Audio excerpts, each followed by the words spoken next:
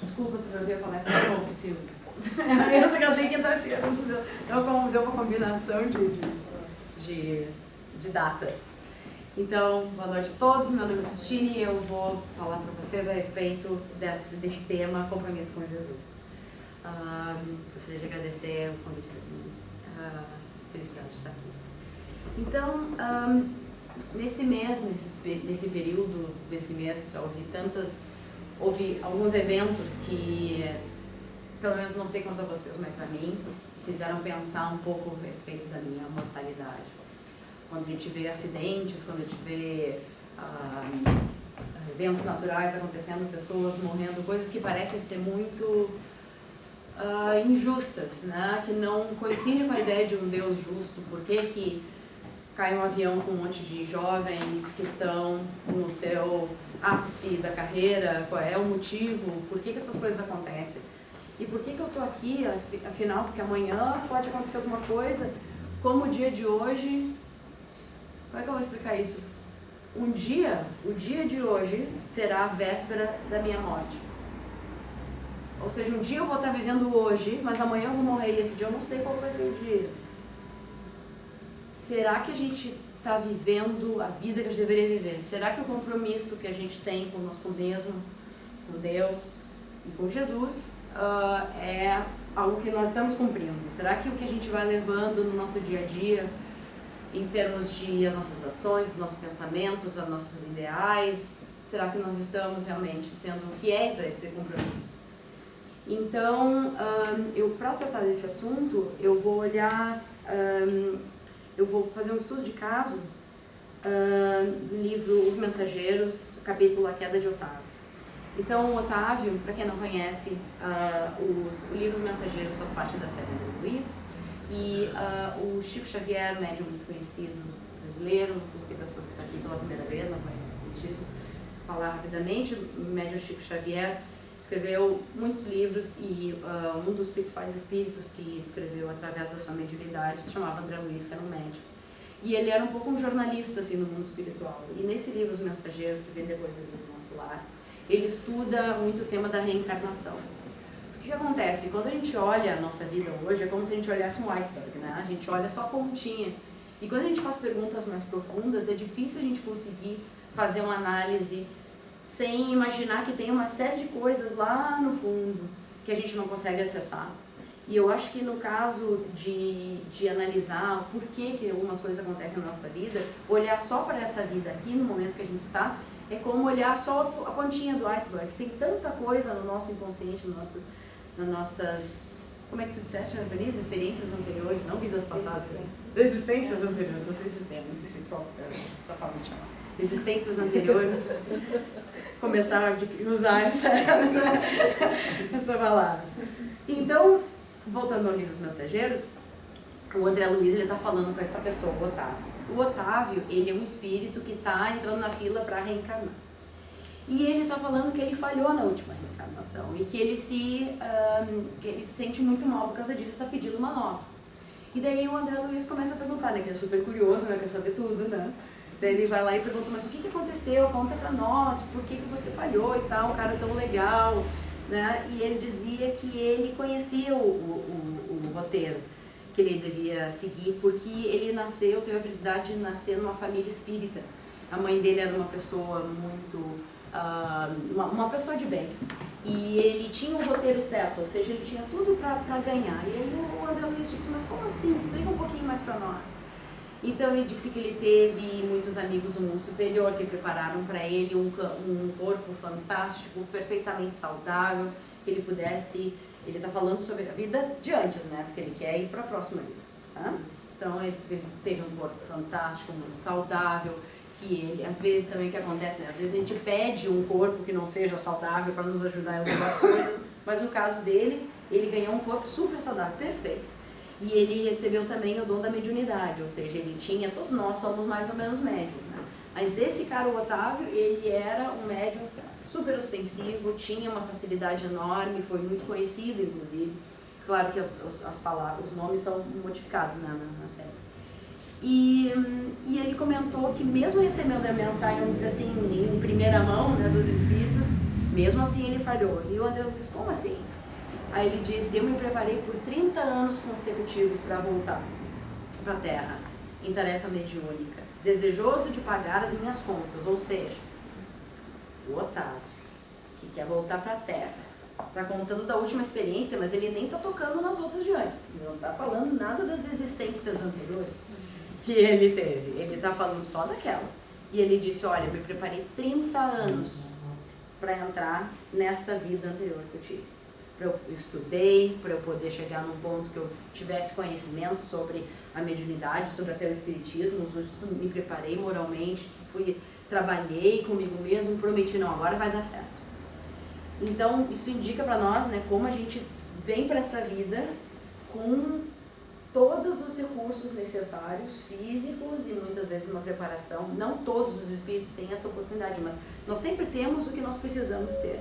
E às vezes o que nós precisamos ver não são as coisas mais fáceis. Às vezes o que a gente precisa ter são condições um pouco mais difíceis para que a gente possa aprender aquela lição geral, aquela ideia, vamos dizer, que nós possamos cumprir com aquele compromisso que nós temos quando nós viemos para essa vida. Então, ele disse que 6 entidades movimentaram enormes recursos para que ele pudesse ter esse corpo, ou seja, nós não sabemos a quantidade de ajuda que nós tivemos no mundo espiritual para virmos para cá. E muitas vezes tem espíritos que se envolvem com o nosso caso da reencarnação profundamente e que eles fazem intercessões por nós, eles pedem por nós, é que nem quando a gente conhece alguém importante, daqui a pouco um político, e daí a gente vai lá e fala, olha, eu gostaria muito de facilitar essa coisa, eu gostaria de fosse discutido isso. É a mesma coisa, só que no nível moral, né? Quando aí lá não conta o teu cargo, né? Mais alto moralmente, mais poder de intercessão nós temos. Então, os nossos débitos, né? Quantos débitos nós temos? E muitas vezes é interessante que a gente lida com pessoas no nosso dia a dia, a gente julga elas muito facilmente, assim, superficialmente, e muitas vezes a gente lida com pessoas que a gente pode estar julgando que estejam no nível mais baixo do que nós devemos muita coisa para eles. Às vezes são pessoas que nós temos legitimamente débitos, né? E nós não sabemos. Às vezes são filhos, às vezes são pais, às vezes são pessoas com quem a gente se relaciona no trabalho. O trabalho é um ótimo lugar para a gente ser testado, né? Então, na família e no trabalho. E a gente não tem ideia dessas ligações, porque graças a Deus a gente não se lembra. Porque se a gente se lembrasse, ia ser ainda mais difícil. O bom é que a gente veio com a carta, né, com a página branca, prontos para escrever o que a gente quiser. E às vezes é fácil, né? A gente identifica de cara aquela pessoa que a gente gosta, às vezes dá aquela... adora aquela pessoa, nem conheço muito bem, mas... não sei, sabe, tem aquela coisa? A mesma coisa outra pessoa que a gente não gosta muito, às vezes dá aquela coisa assim, sei lá, não gosto nem de estar perto, né? Isso daí muitas vezes são, vamos dizer, uns sentimentos quase instintivos que a gente tem quando a gente se aproxima de pessoas que talvez a gente tenha tido, talvez não, né? Algum contato já anteriormente. Então o Otávio, ele estava contando que essas 6 entidades amigas ajudaram ele a ter a poder nascer com uma vida, com um corpo físico vigorosamente sadio. E ele disse que seria dada a ele a tarefa de auxílio na casa espírita. Nessa frase aqui, estou tentando destrinchar, né, o livro, me chama muita atenção a questão da nossa tarefa. No caso aqui dele, ele sendo espírita, eu estou falando sobre a nossa tarefa na casa espírita, mas também pode ser a nossa tarefa no trabalho de caridade, pode ser a nossa tarefa no nosso trabalho, daqui a pouco eu sou médico. São coisas que às vezes a gente acha que a gente está fazendo o maior favor, né, para as pessoas, né? A gente vem para a casa espírita, olha que legal, fiz um bolo hoje, né? Tô dando muito, né? Ou daqui a pouco, tô dando a água, tô dando a palestra, olha, arrumei os livros, olha que bom, né? Que eu tô fazendo um ótimo trabalho, mas às vezes isso daqui é a nossa oportunidade para que a gente possa, nós precisamos do espiritismo desesperadamente. Claro, o espiritismo sempre precisa de mais gente, é muito bom que todo mundo possa contribuir, mas não sei vocês, mas quem precisa do espiritismo sou eu, não é que o espiritismo precisa de mim, né? E aí a importância disso, e às vezes a gente combina, né? Muito bem, então a gente vai ter uma certa sensibilidade mediúnica, e isso daí vai ser uma coisa que vai me ajudar a me colocar no caminho. Ele disse que o casamento não estava no seu roteiro, então é interessante ver que muitas vezes tem algumas coisas que realmente, vamos dizer assim, não é que tudo é destino, mas vamos dizer que a gente sempre tem uns tópicos, né, antes de vir para a vida física. Então são os tópicos, por exemplo, se não é no dia 13 de março de 1942 eu vou perder a perna, ou não é que tem uma coisa assim perfeitamente fixa, mas existem tópicos da nossa encarnação que são muito importantes e que vão provavelmente acontecer. Se eu vou morrer muito velho ou muito jovem, é bem provável que isso já seja mais ou menos, né, predestinado mais ou menos, né? Ou seja, são os tópicos e tem certo nível de flexibilidade sempre. No caso dele, um dos tópicos da encarnação dele seria que ele não iria se casar. Porque ele, não é que as pessoas, que ele não poderia se casar, que seria um problema, mas ele não precisava passar por isso. Então ele combinou que ele não teria, ele seria sozinho. E apesar de solteiro, ele iria receber esses 6 espíritos que ajudaram ele a ter este corpo, que ajudaram ele a reencarnar. Então ele diz que o débito com essas entidades era enorme e que isso daí ajudaria, o plano seria que ele não se casaria e que ele receberia esses 6 espíritos como se fossem filhos. E daí a gente vê, né, como muitas vezes as dificuldades que a gente tem na nossa vida são coisas que a gente planeja, muito planejado. A gente diz, olha, eu tenho um débito com essas pessoas, eu vou me ajudar e ajudá-los, e em um certo momento isso vai chegar. Eu não vou estar casado, mas a espiritualidade vai me ajudar a seguir isso daí. Muitos dos desafios que nós temos na nossa vida, nós nos comprometemos, nos programamos para tê-los, né? Não todos, porque muitos a gente cria para nós mesmos, né? Também tem isso.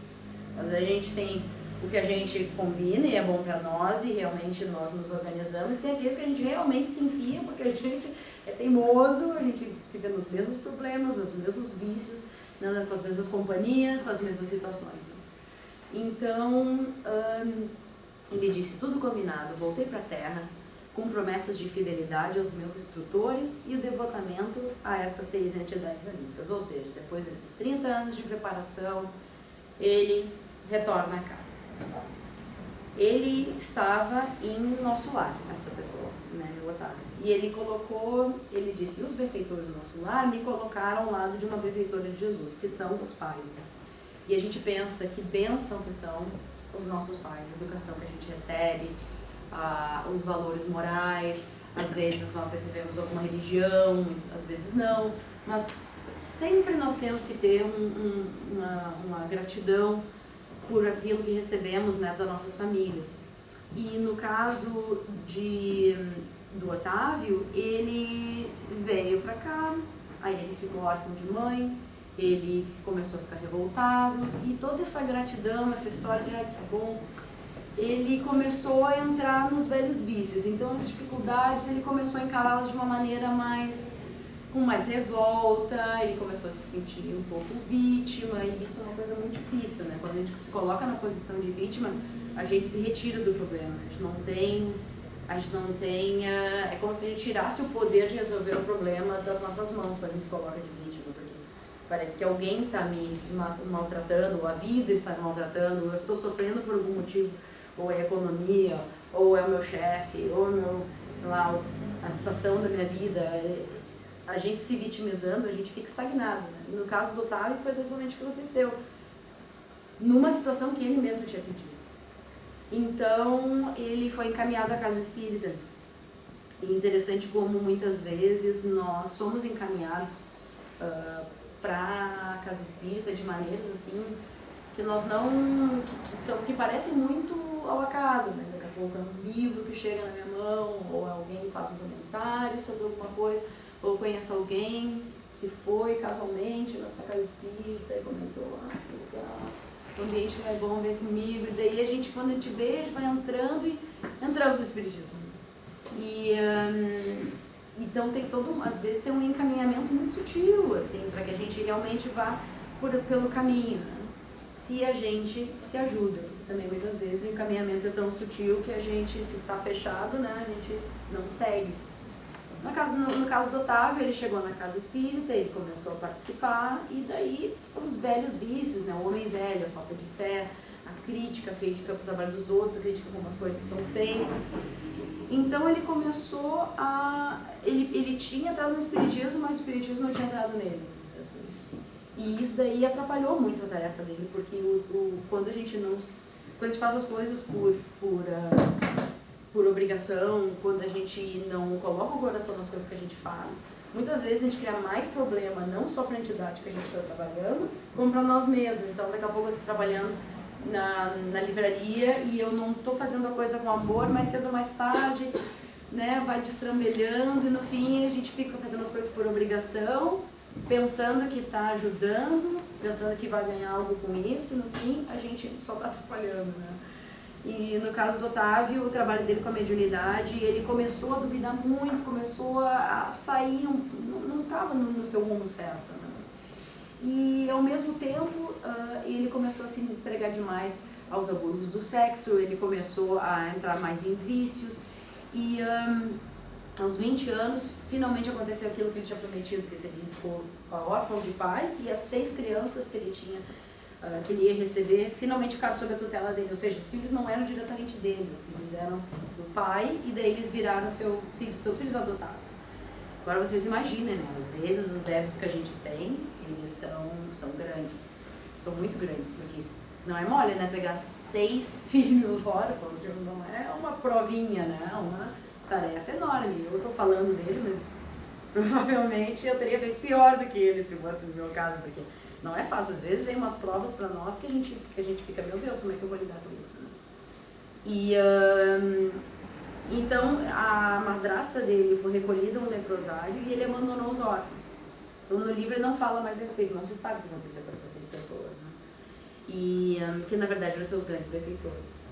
Então muitas vezes os compromissos que a gente tem a gente pensa muitas vezes que a gente tem compromissos com pessoas, né, o meu anjo da guarda, coisas assim, mas às vezes o compromisso que eu tenho é com a pessoa que está exatamente do meu lado, né, e às vezes os relacionamentos que nós temos com a nossa família, com as pessoas do trabalho, são os mais desafiadores, né, do dia a dia, ter a paciência, ter a boa vontade e se melhorar, né, no relacionamento com as pessoas mais próximas de nós.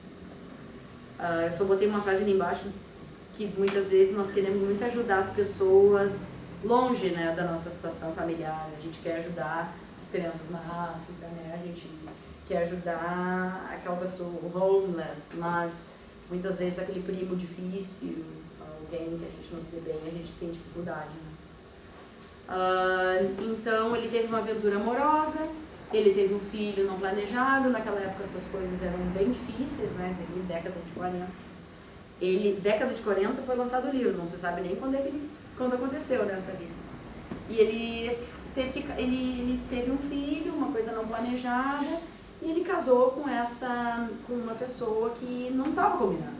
E daí essa pessoa infernizou ele infernizou ela, ele começou a beber, e ele que tinha uma organização física perfeita, adequada para a vida que ele tinha que levar, vamos dizer, mais ou menos um certo número de anos.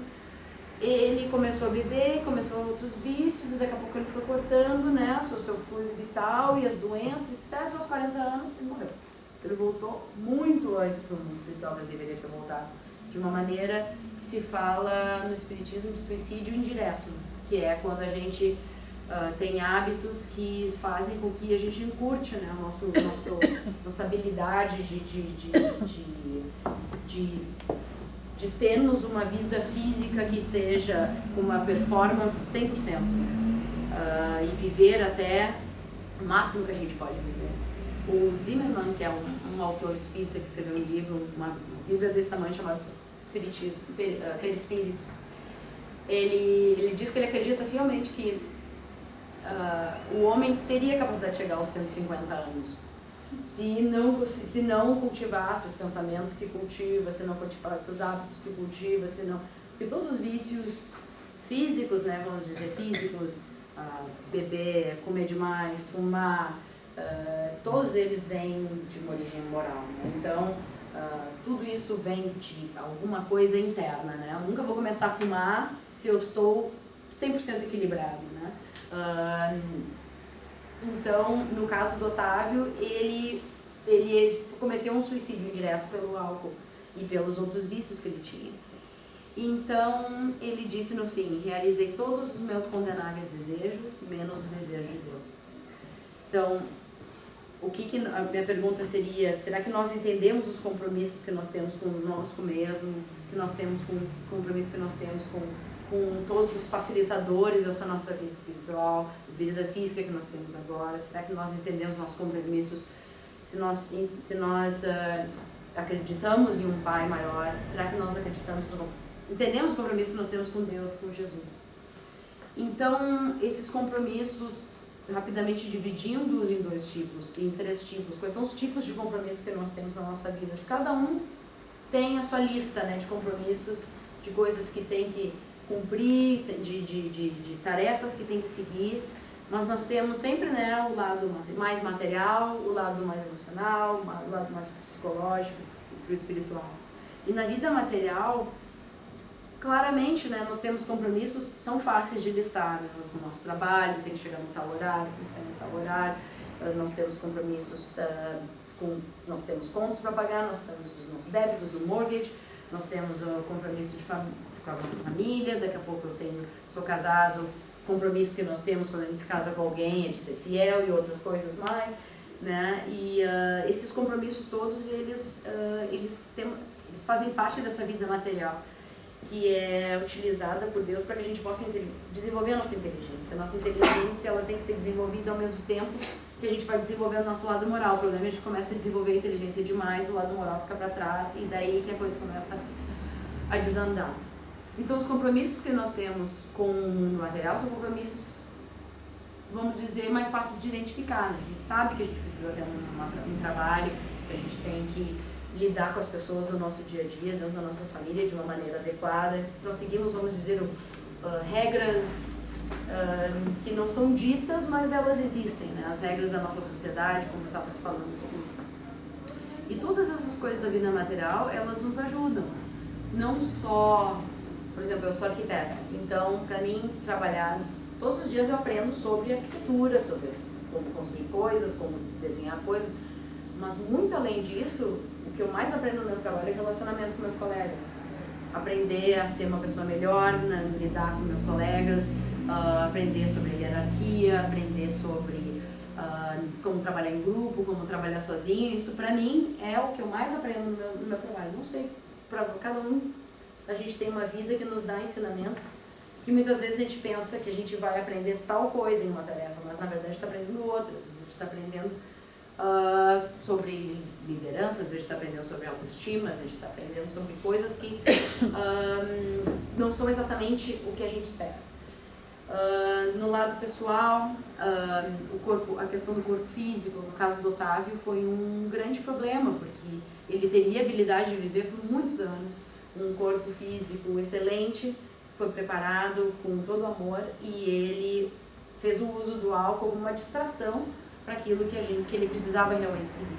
Porque às vezes a gente é assim, né? A gente utiliza alguma coisa, nem que seja o Facebook, seja a TV, seja o álcool, seja comida, seja fofoca, a gente se distrai, né, com vícios que são às vezes vícios muito sutis e que vão abrindo, né, para vícios mais pesados.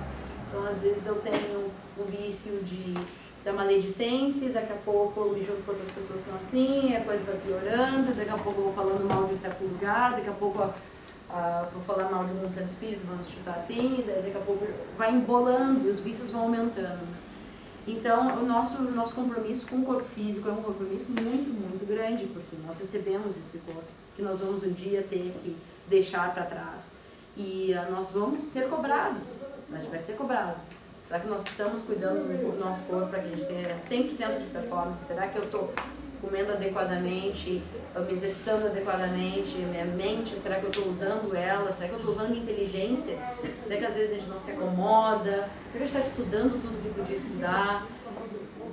Essa máquina maravilhosa que a gente tem nas nossas mãos, né? Será que a gente está usufruindo dela ou até gastando demais, usando demais, né? Se exaltando? de sentimentos desequilibrados, como é que nós estamos lidando com isso? E a reforma íntima é uma grande ferramenta que nós temos, a reforma íntima e observar a nós mesmos é uma grande ferramenta para que a gente possa entender se está no caminho certo. Então, observar e aceitar, e aqui eu estou citando o Andrei, que é uma pessoa Andrei Moreira, que é uma pessoa que eu admiro muito, palestrante e médico homeopata, que ele fala muito sobre as teorias do Bert Hellinger, acho que esse é o nome dele,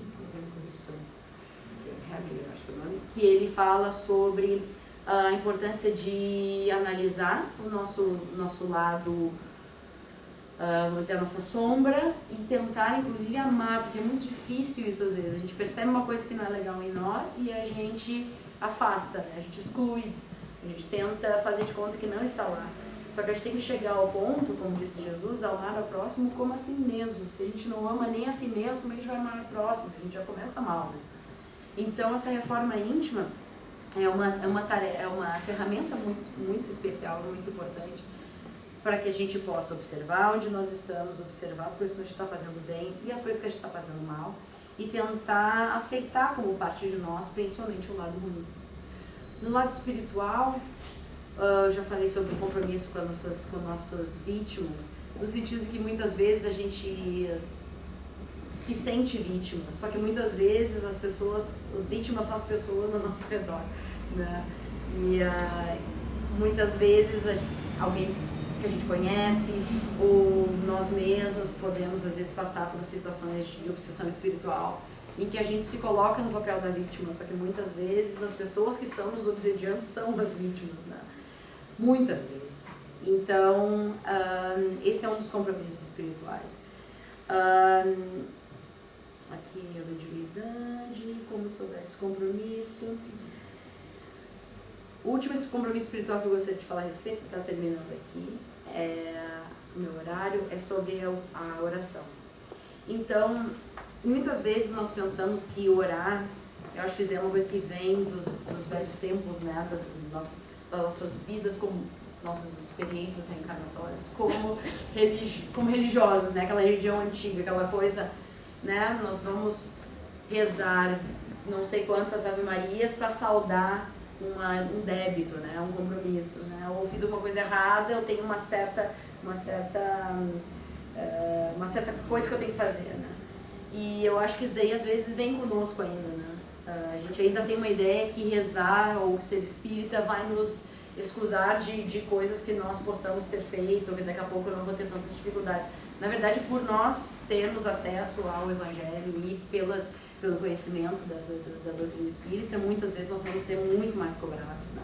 Porque a gente tem tudo na mão para podermos tomar decisões da melhor maneira possível. E é interessante que nesse livro Os Mensageiros, um dos benfeitores fala que a oração é um compromisso da criatura com Deus. Ou seja, não só nós não nos livramos de compromissos, como orar em si é um compromisso. Mas não é orar de uma maneira que a gente coloca Jesus num pedestal e usa palavras maravilhosas. Às vezes orar a gente está fazendo alguma coisa e se conecta e se pergunta, observa, aquieta a cabeça, às vezes faz um pedido, às vezes agradece. Pode ser coisas pequenas ao longo do nosso dia, nós não precisamos nos ajoelhar do lado da cama, que nem eu fazia quando eu era criança, bota a mãozinha aqui, né, e faz uma oração, aquela que eu faço a mesma todos os dias. Então, para terminar, todos os nossos compromissos são com Jesus, ou seja, todos os compromissos que nós temos com nós mesmos, que nós temos com os outros, as oportunidades todas elas são oportunidades de crescimento. Então, que a gente possa olhar o código moral que é o Evangelho, que não é uma história que Jesus conta sobre si mesmo, não é um livro de dicas como fazer coisas, não, é o livro da vida de um espírito que veio aqui e viveu aquelas verdades. E que ele, através desse livro, que é uma joia que nós temos na mão, a gente possa buscar esse código moral e que a gente possa tentar entender os nossos compromissos e utilizar essa ferramenta maravilhosa para que a gente possa se melhorar e voltar, né, depois de cumprir a nossa jornada, essa jornada na Terra, felizes de termos cumprido com alguns, de preferência todos os nossos compromissos. Obrigada.